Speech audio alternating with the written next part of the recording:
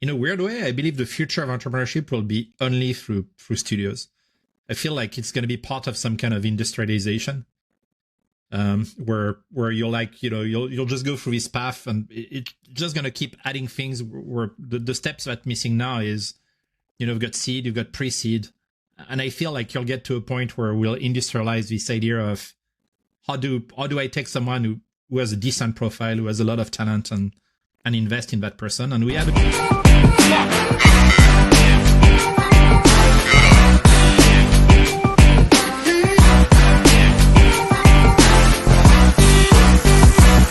Founder on B. Solve the riddle. So we're back this week. It's the new week. Labor Day. It's a new week, but it's like after Labor Day. Does that happen to you, where wherever I live, whatever the religion, whatever the holidays, whatever country, I have no idea what holiday is going on. Like, and everybody's like, "Oh, it's Christmas." I'm like, "Oh, really?" And like we're not, we're gonna be off for 2 weeks, or it's Labor Day, or it's May 1st, or it's the French thing. It's like, I don't know. Am I the only one, or is it a founder thing to? No, it's a forget founder about. thing. I mean, founder thing. It's definitely a founder thing. Like yesterday on Labor Day, I was definitely working, and I was emailing Europeans about Tactalia. Although it is nice though to take a holiday. It is nice to rest. So like at some point we have to also give ourselves the. Okay, I think Teddy would disagree. He would call you a slacker. Like, yeah, but you should not rest. If I was a post-exit founder and was like a post-exit founder, I know I am, but a post-exit founder with a ton of cash, which I will be one day, maybe after I'm dead, I don't know. So they'll like Michael Jackson or some other controversial. It's another kind of exit, but yeah, we'll exit at one point.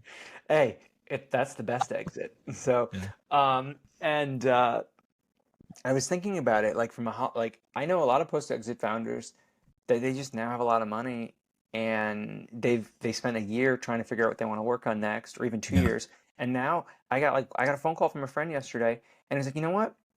I'm not going to work again." He's like, "I don't have to. I don't want to." Give up. He gave up. Yeah, but he gave up. I know one like that.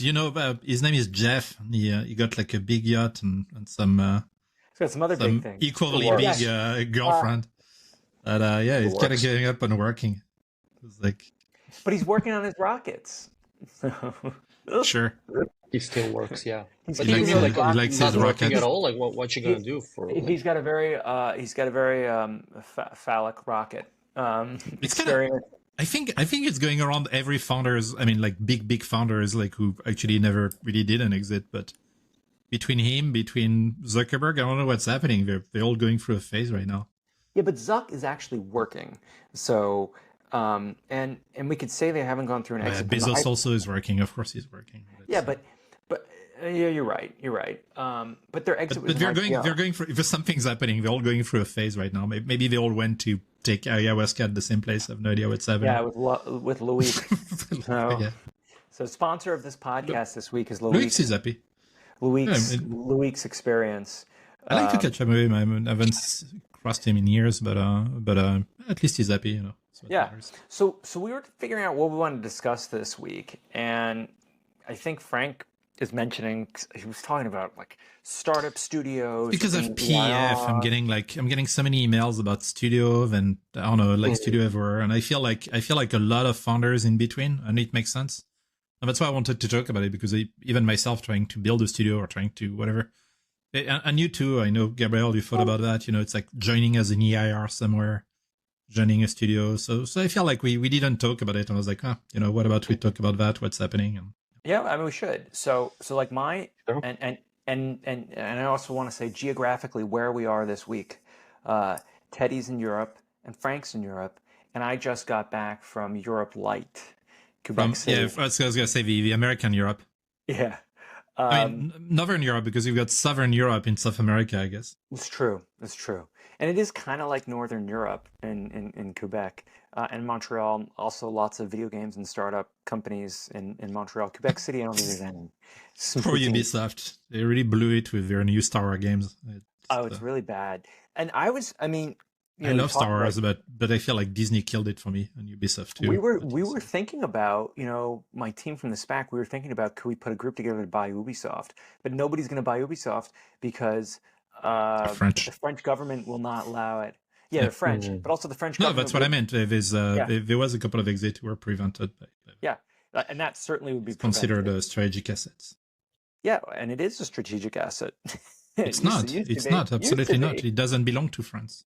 No, I am kidding. But I'm saying is a lot of video game companies here are not allowed to be acquired either anymore by a lot of international groups, primarily the Chinese. It's a great time though to launch a new game company, and I guess Asia is going to be the place to do it. It's a very challenging time to start a games company. But I think it's awesome right now. I'd be like, we'll put AI everywhere. But that's why it's a good time. Yeah, that's what I'm saying. Yeah.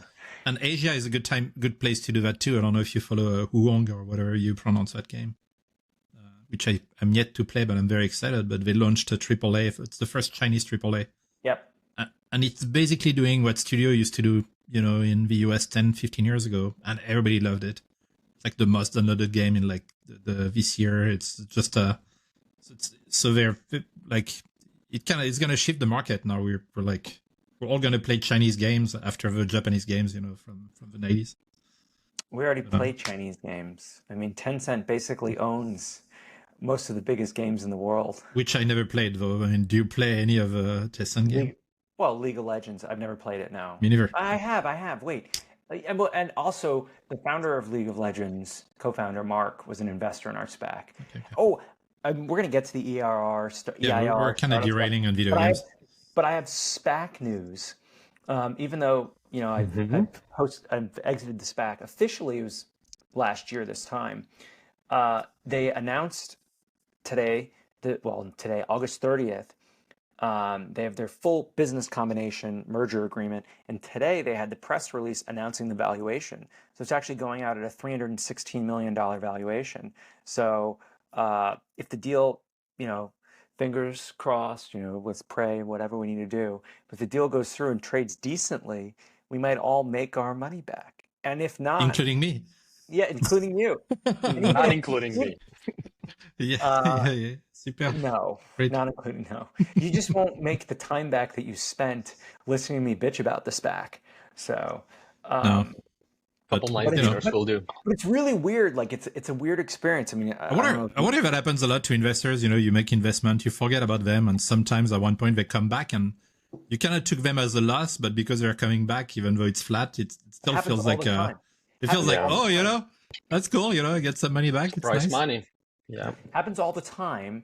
And I have to say, with my startups and projects, that's how I've rewarded my investors.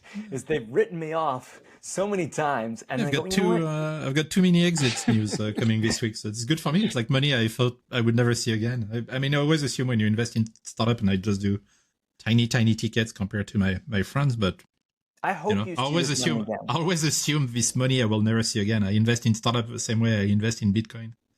Yeah, you should look at it. But Teddy, I will tell you this. Frank did invest in Gamma, and he had the chance to sell the shares and redeem his shares, and I don't think he still has access to the shares. I passed it to Peter.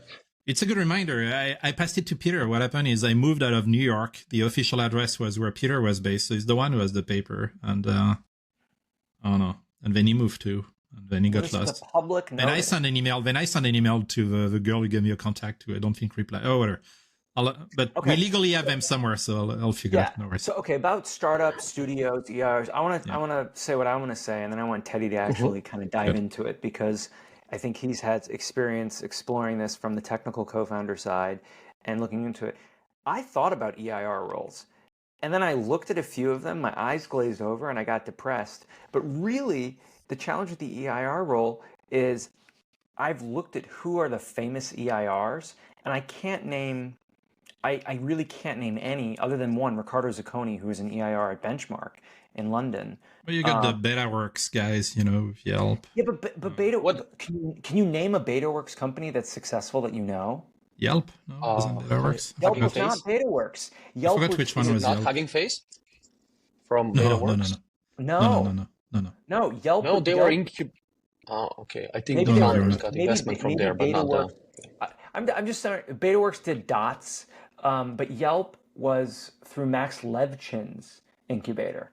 So it's from founder of PayPal, right? Co-founder of PayPal and founder of Affirm. So I think Bitly might have been from BetaWorks or something. I know, but the fact is we can't name any. So do you want to join a program? No, there were some. I'll find.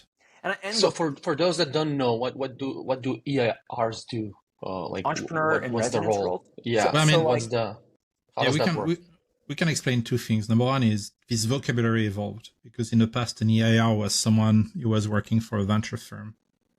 And I guess in the 2015 that kind of came, I guess back in 2007, 2006, even before you had Idea Labs, you had these ideas of incubators that were doing ideation, which is kind of sorry, I'm going to shift to teacher mode, I guess, which is like the legacy to what was used to be called like whatever, like in the 70s or in the 60s,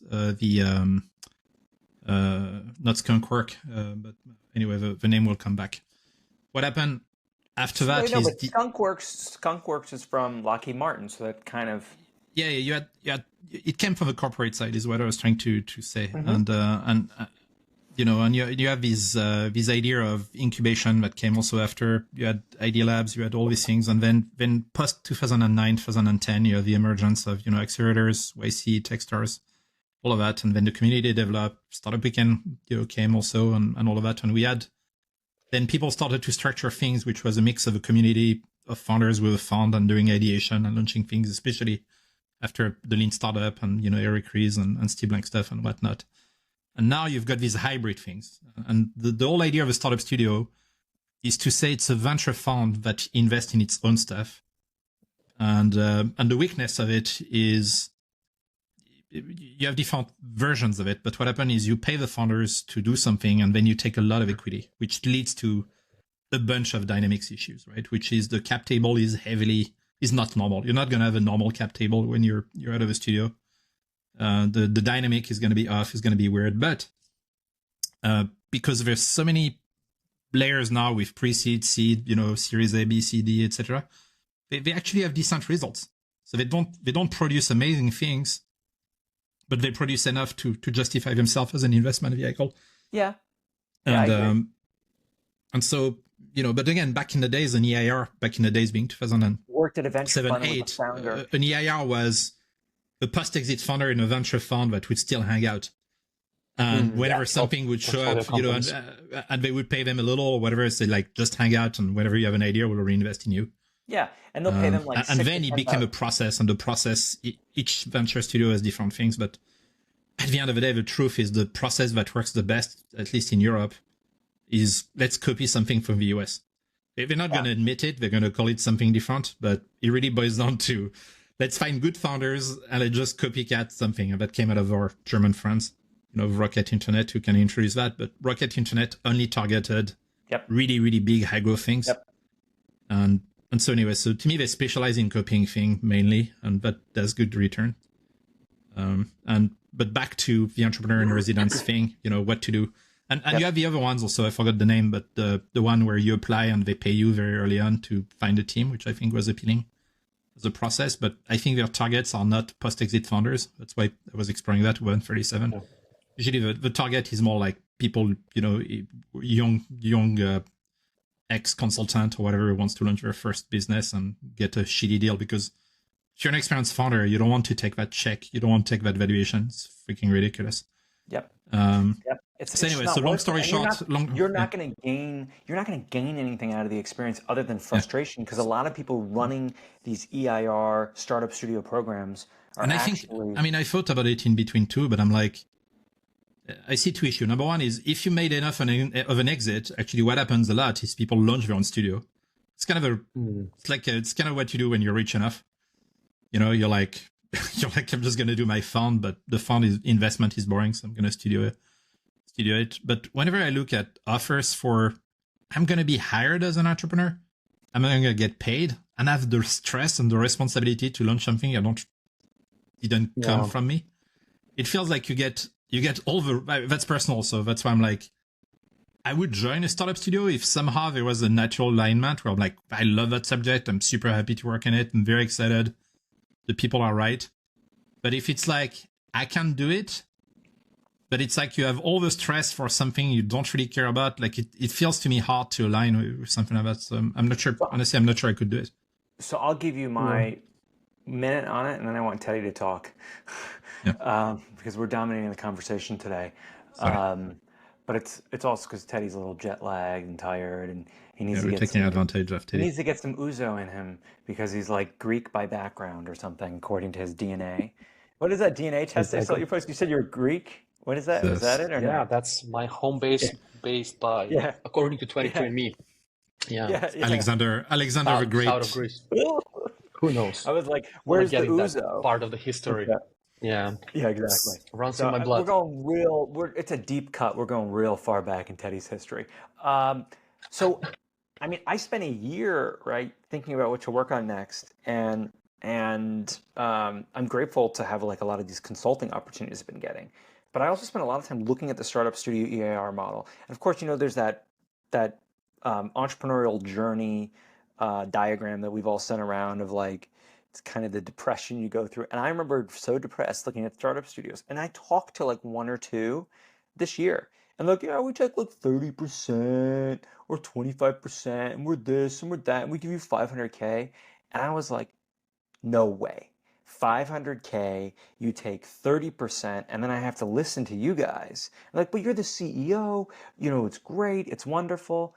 And I agree, my ego couldn't handle it, but it wasn't just an ego perspective. I was like, I could just get a friggin' job that pays me, whatever it is, and I can quit whenever I want. The problem with joining the EIR role and running, not the EIR role historically, but an EI role in a startup studio and starting a company in that, is you're locked in and you've raised money. You can quit too, but it's a different type of mental feeling and a different type of support. And some people might need that. But for a personality type that knows how to create things and get people around you and actually build something that's worked in the past, it's probably not a good avenue. Unless you're, want to try it. But for the most part, I would say most of these startup studios and organizations are just not bad. Not great. They're bad. Yeah. There's a couple of good ones on that. What do you think? I think my experience with something closer to startup studios were these experiments that we did in G6. We actually launched an initiative, and I used the opportunity to have low-cost developers and just try to create different ideas. And basically, my goal was to be able to produce products at scale, different things that I would think of, or the shareholders. A couple of friends would think of, and we will have a team assigned to work on stuff. And we launched this thing called Oven. The website is still up there. There's nothing on it, but it's just the idea was that we're gonna think of some idea, have a team work on it for a while, and see what's gonna happen. And we played with this model for a while. Tried to also. I'm not sure if startup studio is the right term for this other aspect of it, but working with people and then taking equity in their projects, and then they will pay part of the amount and we will take part of the equity. And then we will assign an entrepreneur who would then lead the product, either fully lead for them or lead the development team almost as a separate company inside our company. So we tried a couple of those things. And there are some investments that we did through this vehicle, but the thing that was really an issue was finding the right person to lead the right project. And initially, it may sound interesting. You talk to someone that it's capable of doing it, but after a while, when the real work hits, when they start to deal with real entrepreneurial type of founder challenges, they don't really perform well because it's not first their idea. They don't have the drive. They don't have the vision. So it's almost like artificially trying to put these people to drive this car, but they don't really want to be in the driver's seat. They just want the idea of them driving, but then it's not. It doesn't really, and it did not work for us. Two major projects actually failed, and I kind of got disappointed in one of these people who was in charge. on one of those specific projects.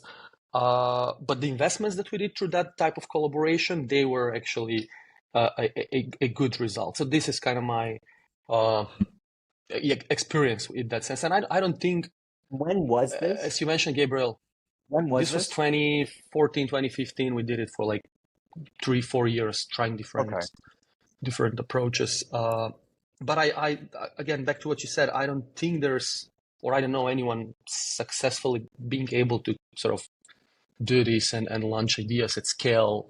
And I know we talked a bunch of times with Frank also. But yeah, I think that's the reason.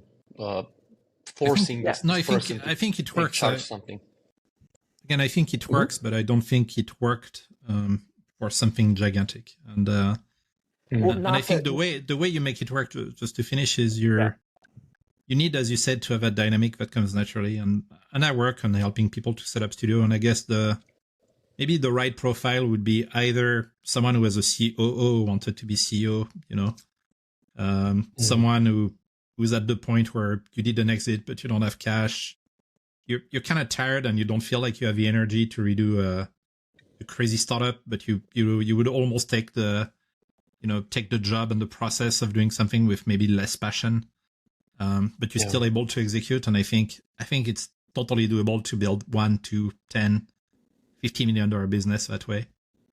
I think you can make it work, but you need the founders, the core team. You need the right team. To build the team is the core. Yeah. And maybe, but for example, let's take an example. Let's take an example. Let's say I'm a studio and I'm going to be an AI studio, and we want to launch whatever, OpenAI, for country X, and we're like, okay, and we have 1 million budget for a cheap OpenAI. What do you do? Then you're like, maybe OpenAI is a bad example because of the amount of money you need, but whatever, something cheap, like, what was the dev tool you like? I forgot the name. The new AI tool. Cursor, the editor. A Cursor. The IDE. Cursor. Yeah, Cursor. So whatever. It's funny. I know the name of it. I'm not technical. I have no memory. but whatever. Like someone is like, I'm going to launch a French cursor, a European cursor, and then you're like, okay, like what team do I need? And then it's pretty easy to find the right team. You kind of look. You kind of copy the original founders. You tell people like, hey, I've got you $3 million. Like so. If you do that, you're never going to end up with Cursor, but you might end up acquired by Cursor because it's going to pain in the ass to get the market. And that's how people make money. After that, like the studio, like anyway, it could work. It could work only if you inject this person later on in the process, and only if the idea is something that's, say something, as you said, like you copy something, it works. But it's not going to work if you're trying to experiment, if you do the startup way, trying to find product market fit, trying to prove this works. No, it works. Again, it works. It works. I've seen it. It works. I've seen it at Pioneer Square Lab. I've seen it. Again, I can find names, but it's going to be stuff you never heard of who makes $10 million. You see what I mean? It's like look at Pioneer Square Lab, look at PSL, look at again, like BetaWorks, whatever. They have tons of tiny startups you never heard of, but they worked, they made an exit, they grew, and they were original ideas who just found a market, and that happens. But it's not. There's something missing. I think it's like launching a startup without a soul. But back to again, like it's so hard to do $1 billion business. Like that never happens. Like for us, in a way, you could still go to a studio and maybe make the most successful startup you've ever made. At all level. And so, it's still possible. After that, will we see something that comes out of a studio that is gigantic? I think you have the issue of a cap table at one point. And so the thing I believe in is I would see a future of startup studio where a studio just take 1 or 2 or 5%. And then I think it would be possible. Yeah, and that only works with AI, as Frank likes to say. And there's a lot of reasons where it can happen. But I just think... I can name examples, right? So like Startup Studio, Jeremy Stoppelman of Yelp. It was a startup studio that Yelp basically came out of, and I think Max Levchin took 20% or 40%. It was like 40%. And of course they had to negotiate it down. And that grew into a big business, but how many Yelps came out of that, right? And we're not talking about a YC, We're not even talking about lower quality YC tech stars, right? Like we're talking about startup studios that you apply to. They could be great for first time entrepreneurs. I don't think they're really good for post-exit founders. Like even in the PEF group, I saw somebody post the other day. It's like, oh, we've No, got for PEF, it looks like, or for post-exit founders, it looks like launching a studio is a good idea. Yes, launching. I think they just have too many ideas. People have too many ideas, like we do, and we just want to work on multiple things at the same time. And then the studio is kind of a natural thing that you want to do. But it never works. Works. That's what I'm saying. Like even Fabrice talked about how he had a startup studio, right? FJ Labs was startup studio plus VC investor, and he basically stopped the startup studio because they had some decent results, but it didn't track so well. So I wouldn't personally want to startup studio because it's just in my brain. It's like how do I focus? But I mean, they have a good TVPI. I'm looking at the stat. It's like 5.8 for good ones. You have decent results. Again, they make sense. You can deliver results with these things. Right. But again, my bet is when you copy stuff. I don't think we're disagreeing here. I think what we're saying Atomic, yes, true. I think there's probably a way.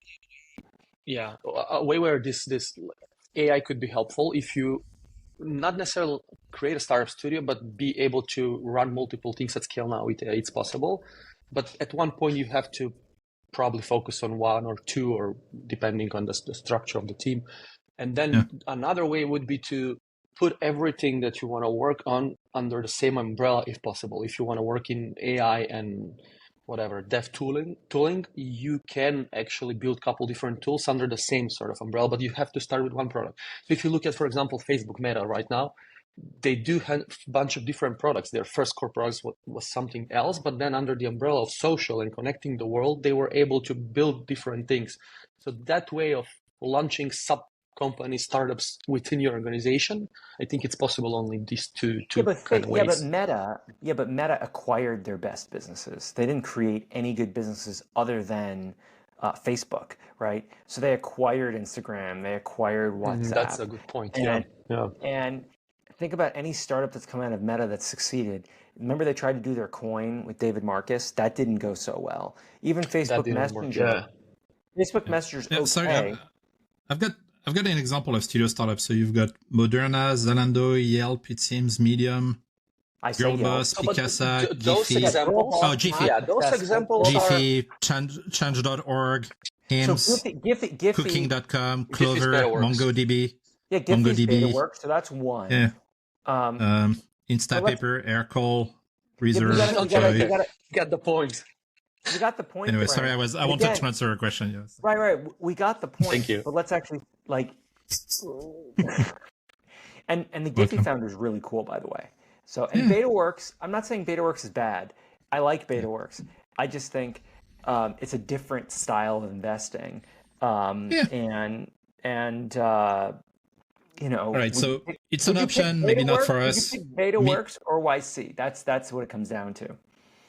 No, it's not, because two different paths, right? It's like you go to YC when you have an idea and a team and traction, and you go to BetaWorks when you have no idea, no team and no traction. But you also could go to BetaWorks when you have an idea and traction. That's why BetaWorks is confusing. BetaWorks almost old now, I feel like no one knows what BetaWorks is. Yeah. You ask anybody what BetaWorks. But I still believe. I still believe. I mean, again, like for some people, it's going to be good. To me, after that, I like the theme because I look at Startup Weekend and what we did in terms of impact, and I still believe, in a weird way, I believe the future of entrepreneurship will be only through studios. I feel like it's going to be part of some kind of industrialization, where you'll just go through this path, and it's just going to keep adding things. Where the steps that's missing now is, you've got seed, you've got pre-seed, and I feel like you'll get to a point where we'll industrialize this idea of how do I take someone who has a decent profile, who has a lot of talent, and invest in that person. And we had a couple of experiments that didn't work. I'm thinking about what was his name? Jesus, I forgot. They raised they tried to raise $50 million when they crashed, and then they did these reading groups, whatever, and then they started to do early invest. You know them, Gabriel, and I know them too. But they Meetup? No. It was for founders. From Detroit, and Damn it, I will come. You see what I mean? No, I don't remember. They did reading groups. Like I think they started by being like, and I think Teddy was a part of it. It's funny watching Frank trying to remember things. They did reading groups. It will come back. It will come back. But they did try to invest in people, and they potentially had traction to raise, but they couldn't close, and then they exploded because they diversified too much. There was On Deck. That was one of them. That's it. That was On Deck. Thank you. Yeah, and Eric is a member of Post-Exit. My problem with On Deck is it's just full of shit. I mean, like I first was talking to a lot of people, but maybe it became. But I think they had a great community. They had like, and then they started splitting it off, and they started doing like On Deck for writers. And my wife applied. That's what I'm saying. It was book. I wasn't crazy. It was books. And she did that. She took the On Deck for Writers course because she got a full scholarship. I would have never paid for that. It would be crazy. But I said, just say you're a Russian immigrant who's a model. Sure. And she got it, and she goes, it was really bad. But I still believe they were right. I think what they did was the right thing. Well, they had the wrong They were too soon, too early, and maybe deaf by whatever scaling. Yeah, but Eric, too fast. Eric. So as a founder, would you join? Go ahead, Gabriel. Sorry. Would I join On Deck? Absolutely not. I mean, to both of you, like as a founder, not just On Deck, but let's say you have this entrepreneur in residence. In the beginning, because in the beginning, yes, because On Deck was supposed to be basically post-exit founders. It was supposed to be founders or good people that want to start something and meet each other. Yeah. The same with 137. And actually, I should have mentioned that because we did that, and we should talk about it because that's an option for people. But Teddy, you were part of our weekend in Telluride, and that worked really well. We did a weekend with a bunch of friends in between, and that shit at like, close to $100 million of impact after a weekend with the right people. Yeah. And if you make that a process, and I can get like 1 or 2 or 3% equity. Studio, because in my mind, that's more like an exploratory workshop. I'm still looking for investors. If anyone wants to invest in that, it works really well. Just no one wants to invest for some reason. But but yes, it is a studio. I would definitely spend a weekend exploring. I call it a peer-to-peer studio. But anyway, happy for the 20 viewers who watch us. If they want to know more about that process and organize one themselves, I'll be volunteering to help. Okay, I'll take 1%. So net, what are we thinking here? I want to get to 2 or 3 things. Number one is there's different kind of studio. There's studio in 2000, studio in 2010. Studios today, they exist. It's a process. You can get a job at any IR. I believe the right profile is if you have a family and you don't feel like you have the energy to go crazy and have no life for the past 10 years, it's not a bad deal. If you're good enough to deliver on a $20, $30, $40 million startups, everybody's happy. And if you're a CEO or maybe a late stage founder or early employee, I think it's an amazing deal post-exit. For people with whatever, for this thing is not for them, I guess for some of them, they might be tempted to launch their own studio. And then there's a question about the future, which we keep talking about it, more and more, but Jesus, AI, I feel like the team size used to be 3 people. I think now it's already down to 2. I think 2 founders enough now. 5. And we're a couple of years from now will be 1. It will take time. There might be some people doing stuff, but Jesus, the level of productivity. So the barrier of entry is so low that, right now, if you're an entrepreneur even between now and last year when we started that thing, at this point, I'll just be sit with ChatGPT and install 5-6 tools, and you can just code pretty much anything yourself. You don't even need no code. You can just hard code. And so that alone impacts the process of a post-exit. And so maybe, I still need to do that. I'll deliver on it, I guess, the journey or whatever process we want to do. But I think maybe it's 6 months break. February. Yeah, it's fine. I'll deliver. I'm slow. But it will be a 6 months break. It takes time. Yeah, but no one else is working on it anyway, worldwide, so I'm fine. But it's 6 months, rest. When you think about stuff, we can put that. And then the 6 months after, whatever ideas you have, Jesus, you can pretty much do everything alone now. It's insane. Yeah. And I think, and you get the energy back. I will tell you, I feel so much better now. It is September 3rd, 2024. And we started the podcast November 2023.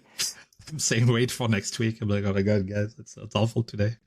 Yeah, it might be horrible next week. I I'm don't back know. in Florida. I know your thing, Gabriel. Every time you're away from Florida, you come back. I'm like, woo, yeah. It's like Teddy and Macedonia. It's like your kryptonite.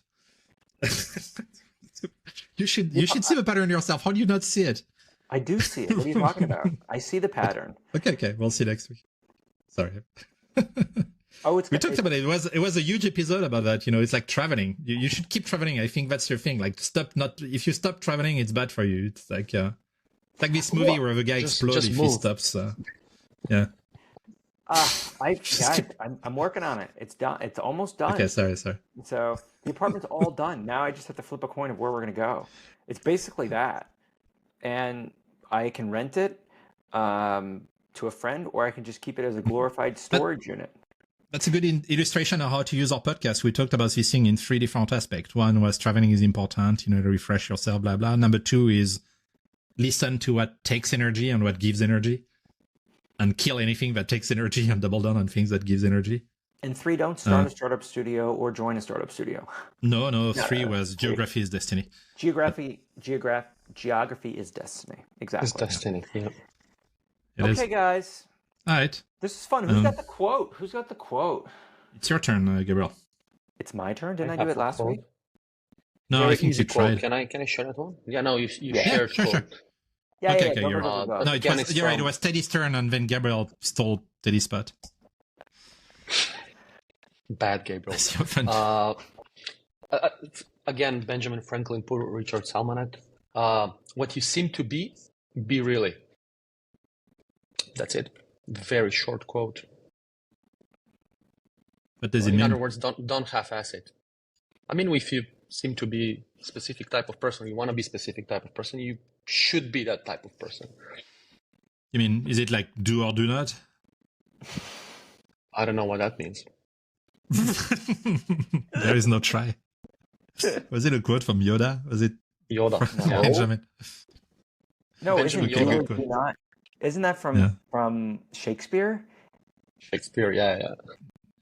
But the version was flipped. It's from Yoda. I know the Yoda version. But what was the original? What in Shakespeare was it? Is it Hamlet or was it Macbeth or is it? Can I ask ChatGPT? Hold on. I think it's Hamlet. But To I'm do not or to certain. do not. Right. What you seem to Or Claude. Maybe I'll ask Claude. It's True thinking. doth not, doth not, or doth not, for there is no. Do or do not. No, you're right. There is no try. Thou'th man or scruffy looks, thou'th who's. Oh no, it's okay. You get it. What is it? Which Shakespeare? No, but Shakespeare was giving me another one, like ChatGPT was mentioning, To Be or Not to Be, which is about suicide. So which one? Which book is it from, or whatever? I don't even know if it's the original. I don't even know. It might. I don't know. No, I am the father. That's just something. William Shakespeare's The Empire Strikes Back. It's clearly. I don't know Shakespeare enough, so anyway, To Be or Not to Be. That is the question. Is about suicide, which has nothing to do with do or do not. There is not. It's about the meaning of life. Obviously, it has nothing to do with it, but that's what I was referencing. Right. I think we're done. Hamlet, which is Hamlet. Yeah, we're done. Okay, everybody. As we butcher, it was Hamlet. As we butcher all of English, it's fine. English, we're always like butchering the British. It's both French and Americans have it. As they say in Montreal or Quebec, au revoir. Au revoir. What's it? Au revoir. Bye.